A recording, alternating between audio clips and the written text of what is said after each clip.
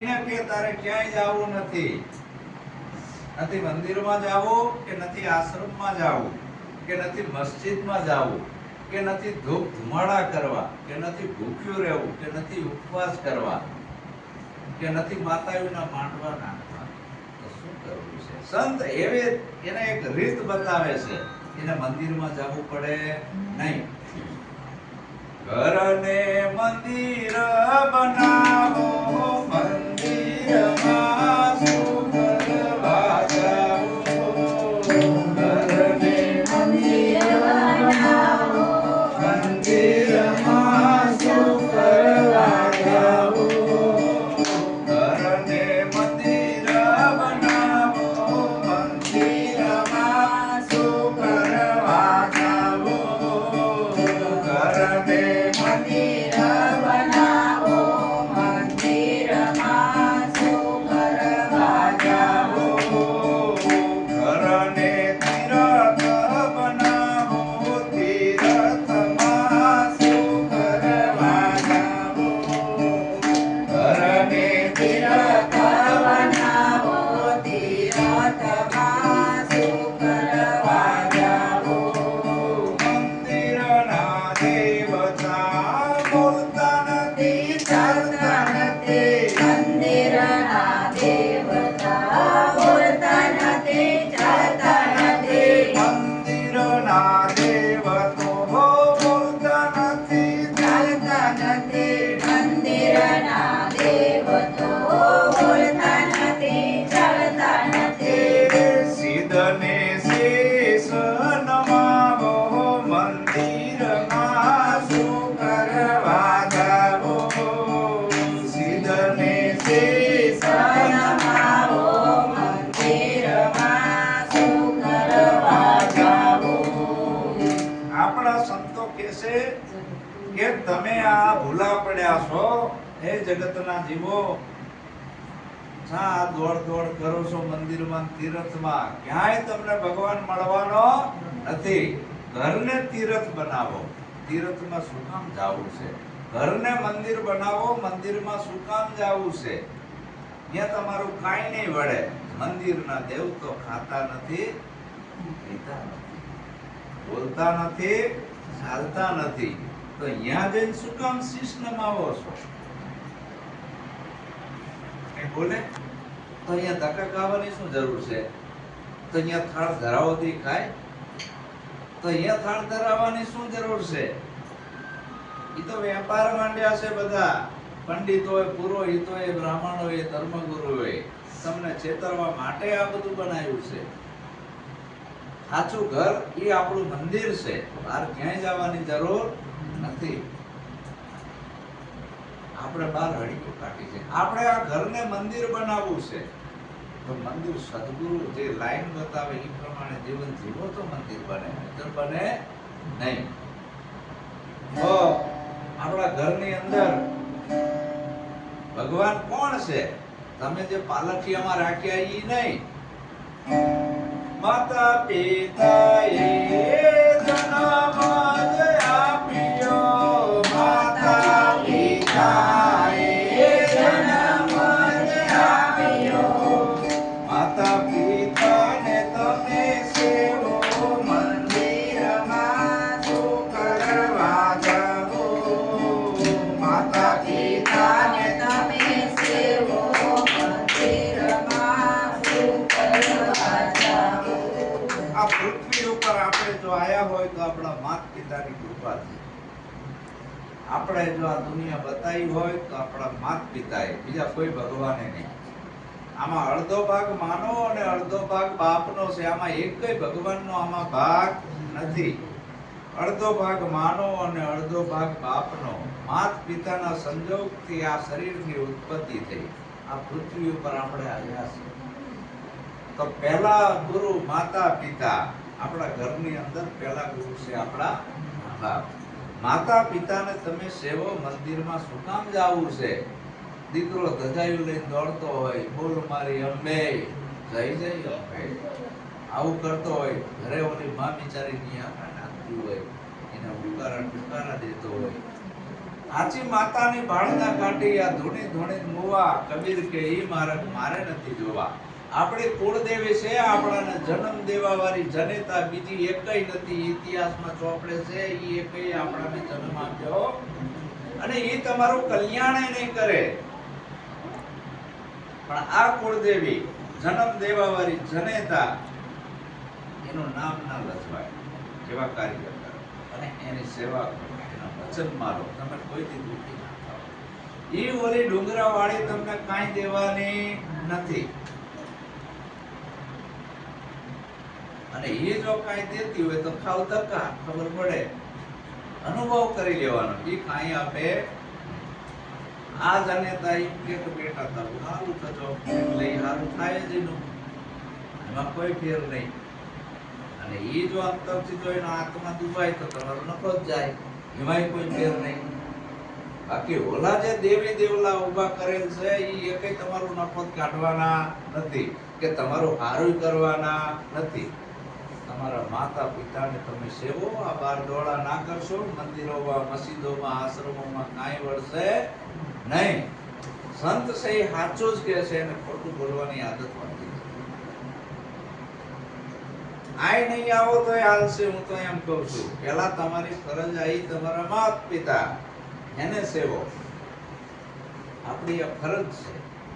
ઈ ફરજ જો ચૂકી ગયા અને મંદિરમાં જતા થયા ને ઓલી ફરજ ભૂલી ગયા તો એ તમારું બધું પાપ છે. ભક્તિ આજે નથી. માતા પિતાને તમે સેવો, મંદિરમાં શું કામ જવું છે?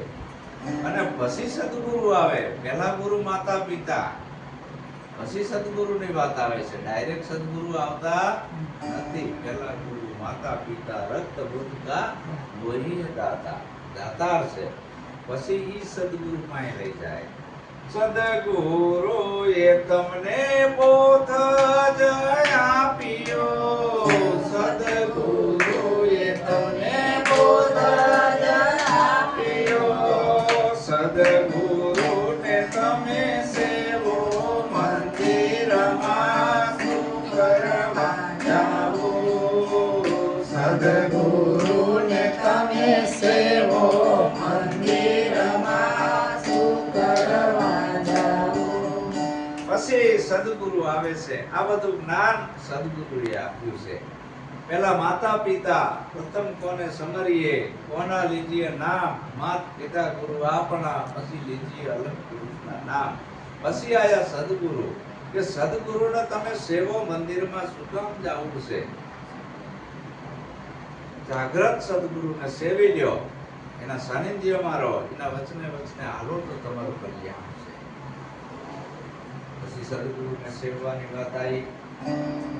પછી આગળ બીજી વાત આવી. જો ઘરમાં જ આપણું મંદિર છે, બહાર ક્યાંય જવું નથી. સાસુ પાર્વતી મારા સસરા શંકર છે, સાસુ પાર્વતી મારા સસરા શંકર છે. પતિને આગળ પ્રભુ બનાવો, મંદિરમાં શું કરવા જાવું, પતિને પ્રભુ બનાવો, મંદિરમાં શું કરવા જાવું. ઘરમાં સાસુ અને સસરા હોય તો એવું ના માની લેવું કે અમારી હાઉસ અને અમારા સસરા છે. જીવતા હોય તો શંકર અને પાર્વતીને જોડી છે. આપણા ઘરની અંદર સાસુ અને સસરા હોય તો વહુ એવું ના માની લેવું કે મારા સાસુ અને સસરા છે. નહીં, એ શિવ અને પાર્વતીની જોડી છે. અને પતિવ્રતા નારી, એનો પતિ એ પરમેશ્વર, એના માટે બીજા કોઈ ભગવાન છે નહીં. એનો એક જ ધર્મ, એનો પતિ એ જ પરમેશ્વર. એને બીજા કોઈની પૂજા કરવાની આવતી નથી. દૃશ્યમાના વ્રત ને સાકરિયા સોમવાર ને ભાખરિયા સોમવાર ને સંતોષી માં ને શીતળા માં ને નવનોરતા છે ને, આ બધી બેન કરતી હોય, એને આ કંઈ કરવાની જરૂર રહેતી નથી. પતિને પ્રભુ બનાવો. રોજ સવારે ઉઠીને પતિવ્રતા નારી એના પતિનું પૂજન કરે. એ મંદિરમાં પૂજા ના કરવા જાય. પતિવ્રતા નારી દીવોય ના કરે. એને દીવો નથી કરવો, પણ એને આનો પતિ એ જ પરમેશ્વર. એના માટે બીજો કોઈ ભગવાન નથી. સતી સીતા માતા એ ક્યાંય પૂજા કરવા ગયા? બતાવો રહ્યો મને આખી રામાયણમાં ક્યાંય એવું લખેલું હોય સતી સીતા માતા ક્યાંય બીજે પૂજા કરવા ગયા હોય? તો શંકરના ઘરેથી પાર્વતી માતા એ દેવે દેવલા પૂજવા ગયા હોય તો બતાવો. બ્રહ્માના ઘરે બ્રહ્માણી છે ને.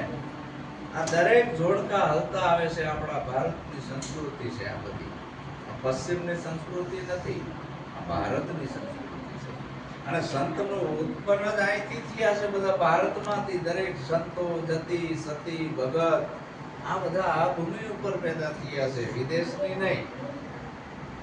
આ ભારત ભૂમિ સંતોની ભૂમિ છે, આધ્યાત્મિક ભૂમિ છે. એટલે ભારત ભૂમિના આપણે માણસોથી તેની સંસ્કૃતિને જાળવવા માટે આ ઘરને મંદિર બનાવ્યું. આ મંદિરો હતા જ નહીં. આજથી 5,500 વર્ષ પહેલા આ દેશની અંદર કોઈ મંદિર નહોતું. 1450 વર્ષ પહેલા આ દેશમાં કોઈ મસ્જિદ નથી. તો આપણે કોની પૂજા કરતા હતા? કયા ભગવાનની આરાધના કરતા હતા? કોને માનતા હતા? એ બધી ભક્તિ આ પંડિતો, પુરોહિતોએ, બ્રાહ્મણોએ તમને ભૂલવાડી દીધી. ઘરની અંદર જ આ રીતે આપણે આવું વાતાવરણ બનાવીને રહેતા હતા. જતી સતીના એક મતા તો સરગાપુર ન થાય સદા એક મને અલગનો આરાધ કરતા, ના ગુરુના વચને હાલતા, અને ઘરમાં માતા પિતાનું પૂજન કરતા, પતિવ્રતા નારી એના પતિનું પૂજન કરતી. આ સંસ્કૃતિ આપણી હતી. આપણી સંસ્કૃતિ પથ્થર પૂજવાની નહોતી. આપણી સંસ્કૃતિ હોમ હવન ને યજ્ઞ કરવાની નથી. આપણી સંસ્કૃતિ ડાકલા વગાડવાની નથી, બાધા રાખવાની નથી, દોરા ધાગાની નથી. આપણે ભૂલી ગયા આપણો ધર્મ. હું તમને જે કહું છું એ તમારો ધર્મ છે. આ ધર્મે તમે હાલો તો સુખી થશો. નકર તકલીફ એવી થશે કે બેનું બનતી દશામાં ગુજરતી થઈ જશે અને ધીરે ધીરે ધૂણવાનું ચાલુ થઈ જશે. બેનું નહેરમાં આવવા મળશે દશામાં. બેન હોય દિશામાં અને ભાઈ હોય નશામાં. હમણાં જ વાત થઈ હતી આ નશાવાળાની. બેન હોય ને દશામાં, ભાઈ હોય નશામાં, પછી છોકરા ના હોય નશામાં. આવી હાલત થઈ જશે આપણી. અને એમાંય આપણા લુહાર સમાજમાં તો ઘરે ઘરે ભૂલવા અને ભૂલિયું પેદા થયા છે. શું ખબર? ચાંદીના બધાને હરીમાં આવવા માંડે છે. હા, કોઈને મેલડી આવે ને કોઈને જોગણી આવે ને કોઈ દશા આવે ને. આપણા લુહાર સમાજના એક જગ્યાએ એક બેન ભણતી હતી. દર રવિવારે આખું ઘર ભેગું કરે અને ધણી ગુરુમુખી હતો. કંટાળી ગયો. હું તો આપણા લુહાર સમાજની વાત કરું, મારે બીજાનું શું કહેવું પડે? બીજાનું કહું તો બીજાને ખોટું લાગે. આ તો મારો જન્મ લુહાર સમાજમાં થયો એટલે મને મારા સમાજની ખબર હોય કે મારા સમાજમાં કેવું હાલે છે. ઘરે ઘરે ભુવન ભૂવ્યું.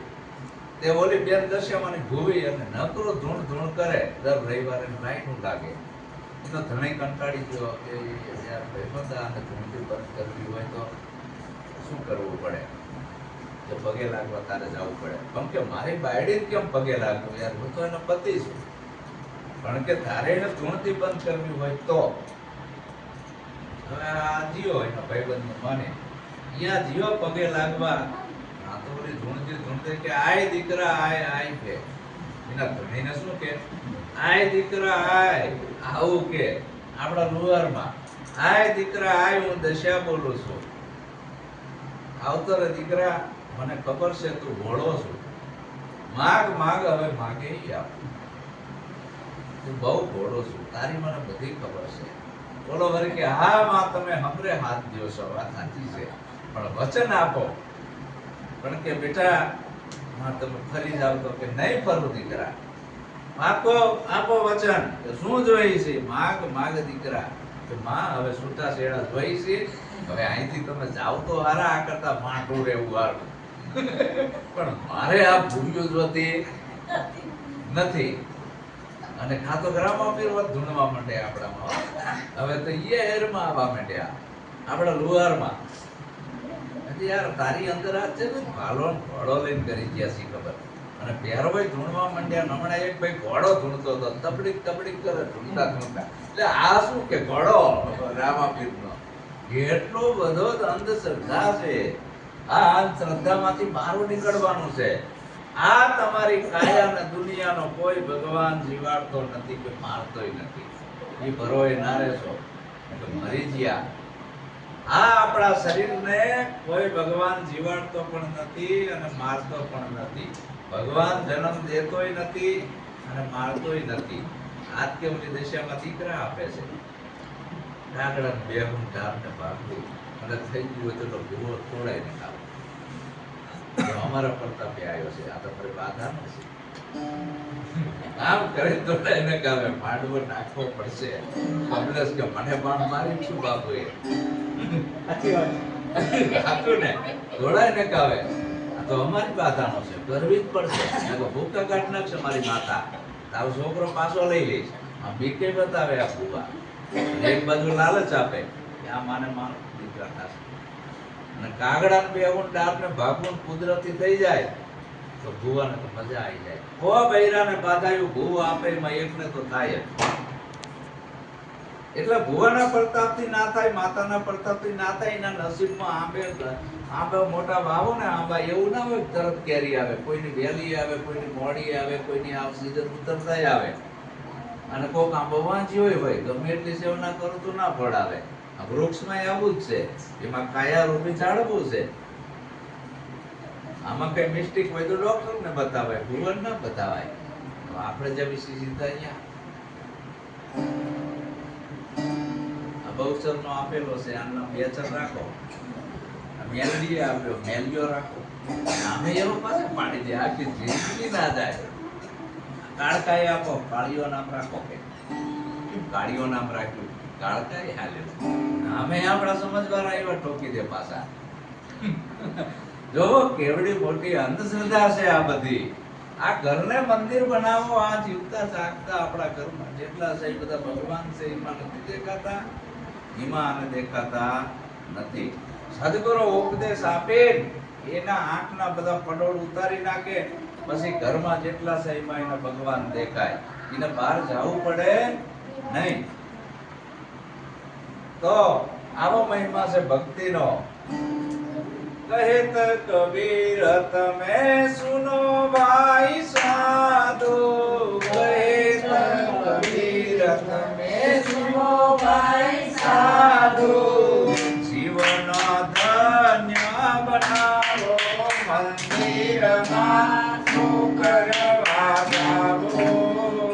જીવન ધન્ય બનાવો મંદિરમાં કરવા જાવો. કબીર સાહેબ કહે છે તમારું જીવન ધન્ય બનાવો. બહાર ક્યાંય મંદિરમાં જવાની જરૂર નથી. કોઈ બાધા રાખવાની જરૂર નથી. દોરા ધાગા કરવાની જરૂર નથી.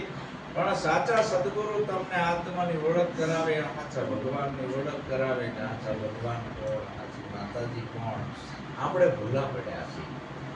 આપણા સમાજમાં એક સંત થઈ ગયા અમરેલીના મૂળદાસ મહાત્મા. એ મૂળદાસ મહાત્મા કઈ જીયા.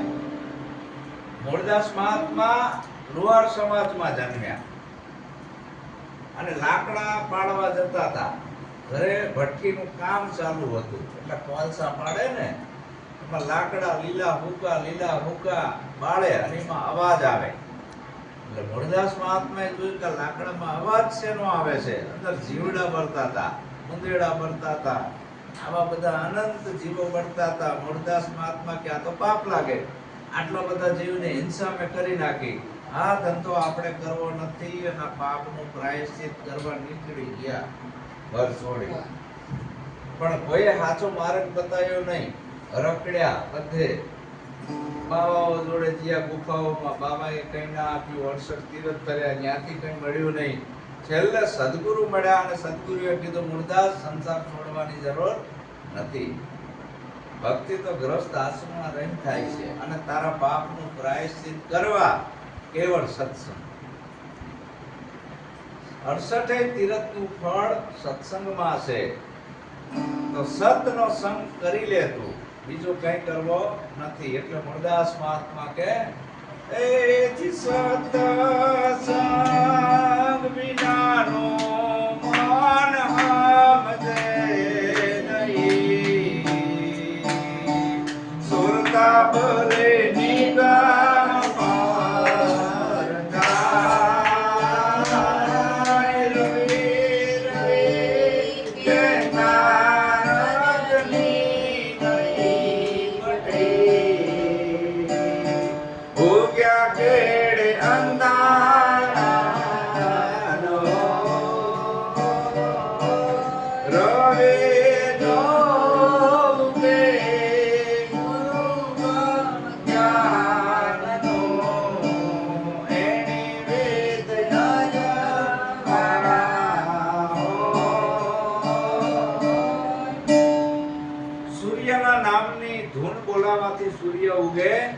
નહીં. આ અંધારી રાતને આપણે કાઢવી છે અને સૂરજની ધૂન બોલાવી પણ એમ અંધારું જાય નહીં. એનો આરાધ કરવાથી અંધારું જાય નહીં, એના ગુણગાન ગાવાથી અંધારું જાય નહીં. પણ જ્યારે સૂરજ સવારે ઉગે એટલે એક જ પળની અંદર નવે ખંડમાં અંજવાળું થઈ જાય છે, ક્યાંય અંધારું રહેતું નથી. એમ આપણામાં અજ્ઞાન રૂપી અંધારું ઘણું પડ્યું છે. આ છઠ્ઠી મૂકી ત્યારથી અજ્ઞાન રૂપી અંધારું, એ અંધારું એવું છે. છઠ્ઠી મૂકી ત્યારથી અંધાર પટરા આમ પછેડો બાંધી દીધો, અંધાર પટરા ડુપ્લિકેટ નામ આપી દીધું, રાત આપી દીધી, ગ્રહ કનોતી, સુકન અપસુકન, દેવી દેવલા, ભુવા ભૂપણ, માંડવા, પાદા, આકડી, દોરા, દાગા, માદળિયા છે ને, આ બધું આપણામાં કાઢી દીધું છે. આ અજ્ઞાન છે. અનેક જાતની કલ્પનાઓ આપણામાં નાખી દીધી, ભૂત ફલિત નાખી દીધા, વાર કવાર નાખી દીધા. આ બધામાં આપણે માનવું છે. અનેક જાતની કલ્પિત એવી દેવી દેવલા નાખી દીધા, એમાંય આપણે કલ્પિત ક્રાંતિમાં પડ્યા છીએ કે આ તો કરવું જ પડે. શું કામ? અજ્ઞાન રૂપી અંધારું છે. આ બધું અજ્ઞાન રૂપી અંધારું કાઢવા માટે તમે ગમે એટલા જપ કરો, તપ કરો, વ્રત કરો, મેળ આવશે નહીં. કેવળ સત્સંગ વિના આવવાનું છે. જાગ્રત પુરુષના સત્સંગથી આ મન સમજી જાય છે એક મિનિટમાં. બાકી નામ લેવાથી કઈ મેળ આવે નહીં. જો એક મેળ આવતો હોય એ જીજોળ જોળ કીધે તૃષ્ણા નહીં મટે, ભોજન નામ લીધે ભૂખ ન જાય, ભોજનિયા આજ મીજો સંતો બની ભૂખ મટી જાય. જો નામ લેવાથી ભૂખ મટતી હોય તો પાણી પાણી પાણી પાણી કરો, તરસ મટે? કોઈ દી ના મટે તરસ. પાણીના નામ લેવાથી કોઈ દી તરસ મટે નહીં. તો પાણીનું તમે ધ્યાન ધરો પણ તરસ મટે નહીં. પાણીના ઘડીક ગુણગાન ગાઓ, પાણીના ભજનિયા ગાઓ, ભય મેળ આવે નહીં. પાણી પીવું પડે. જેમાં છોકરી પાટલા આગળ જઈ ગ્લાસ ભર્યો અને પાણી પીધું ત્યારે તરસ મટી. અને એ પાણી પીતી વખતે પાણીનું નામ લઈ શકે નહીં, પાણીનું ધ્યાન કરી શકે નહીં, એનું સ્મરણ કરી શકે નહીં. કેવળ પીવાની શરૂઆત. શું કામ? પાણીના નામથી પાણી જુદું છે. તો પાણી પાણી કરવાથી મેળ આવે નહીં. મૂળદાસ મહાત્મા કહે છે રામ રામ કરવાથી તમારું કલ્યાણ નથી થવાનું. મૂળદાસ મહાત્મા કે અમારા ગુણગાન ગાવાથી ને તમારું કલ્યાણ નથી, પણ અમે જે તમને ભજન દ્વારા શાન સમજાવી છે ઈ શાન કોક સદગુરુ પાસેથી સમજી લો. અમે અમારા સદગુરુ પાસેથી આ શાન સમજી લીધી અને સમજ્યા પછી અમે તમને સંદેશો આપી છે વાણી દ્વારા, ભજન દ્વારા કે જળ જળ કીધે તૃષ્ણા નહીં મટે, ભોજન નામ લીધે ભૂખ નહીં જાય. 32 જાતના ભોજનના નામ લો, ભૂખ મળશે નહીં. 32 જાતના ભોજન પકવાન છે, દર્શન કરી લો, ભૂખ મળશે નહીં. ધ્યાન ધરી લો, ભૂખ મળશે નહીં. ખાવું પડે તો ભૂખ મળે. એમાં મંદિરે જવી આપણે તો શું થયું? દર્શન જ કર્યા તો ભગવાનની ભૂખ મળે. ઘડીક રામ રામ રામ રામ કરી લીધું, રામ રામ કરવાથી રામ મળે? કોઈથી ના મળે. ઘડીક કૃષ્ણ કૃષ્ણ કરી લીધું, માળા ફેરવી લીધી, તાણી લીધી, 4-5 કાષ્ટકી માલા બની, તાણવા માંડ્યા. बीच में डाला सूत दोरी, माला बिचारी क्या करे? ये भजने वाला कबूत. हिंदू એ લાકડાની માળા અને મુસલમાનોએ પાણાની તસ્બી લીધી. હિન્દુ મુસલમાન દોનો ભાઈ કસ્બી, બે ખોટા. હિન્દુએ શું લીધું? એકે લીધી માલા, એકે લીધી તસ્બી. એક રહે રોજા, એક રહે એકાદશી, એક જાય મક્કા, एक जाए काशी, दोनों के गले लग रही है फांसी। बे खोटा कहे कबीर सुनो ने वेदुआ काया भाई तुमसे के तू के जानी लो તમે સદગુરુ એની ઓળખ કરાવે છે એ સાચો ભગવાન છે એ મૂળદાસ મહાત્મા કહે છે આ તારા પાંચ તત્વના શરીરમાં જે બોલનાર છે એને તું ઓળખી લે ઈ સત છે આ કાયા અસત છે કાયા અસત કેમ કીધી આજે હાજી ખાધું હોય માંદું હોય ને કાલ મરી જાય એટલે અસત છે પણ આ કાયામાં બોલનાર છે આત્મા છે એ સત છે એ કોઈ મરે એને તું ઈ સતનો સંગ કરી દે તારા આત્માનો સંગી બની જાય પણ તું કરેશ કેવું ભક્તિ કેવી આદરી છે આ જગત વાળા એ મળદા બાપા કે એ જીવો માણ અગ્નિ લખો કોરા કાગડે એને જય રૂમા જો અલપા એ અગ્નિ રોદા રતિ એક પાવકથી જલી જાય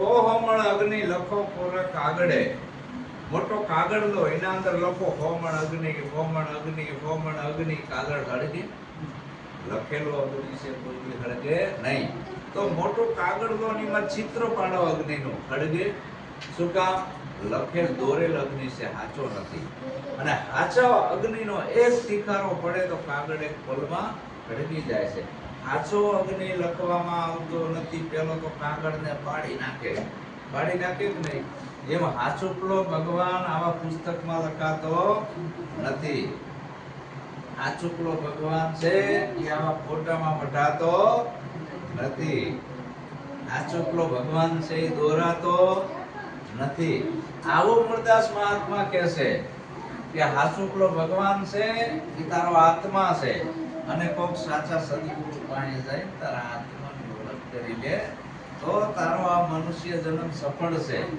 મૂળદાસ મહાત્માએ એવું નથી કીધું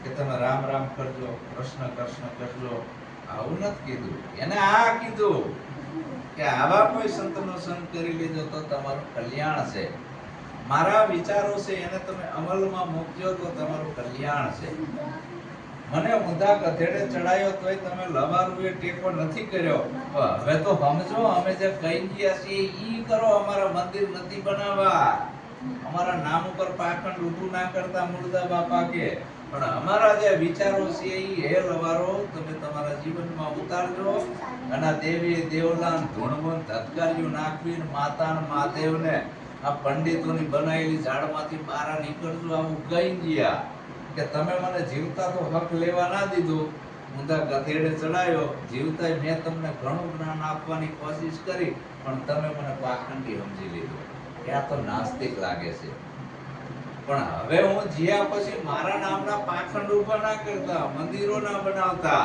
પણ મારી જે ભજનાવલી હું મૂકીને જાઉં છું એમાં એક એક શબ્દનો વિચાર કરજો હું કયા માર્ગે હાલ્યો છું ઈ માર્ગે કોક સદગુરુ પાસે જઈને ઈ માર્ગ પકડી લેજો આવું કીધું સંતોએ આપણે સંતો પાસે પાખંડ ઊભું કર્યું મંદિરો બનાવવા માંડ્યા ટ્રસ્ટો બનાવવા માંડ્યા ફાળા ઉઘરાવવા માંડ્યા આ ચાલે છે તો આવા ધંધા ના કરતા તમે આવું દરેક સંતો કહી ગયા છે એકવાર ઈસુ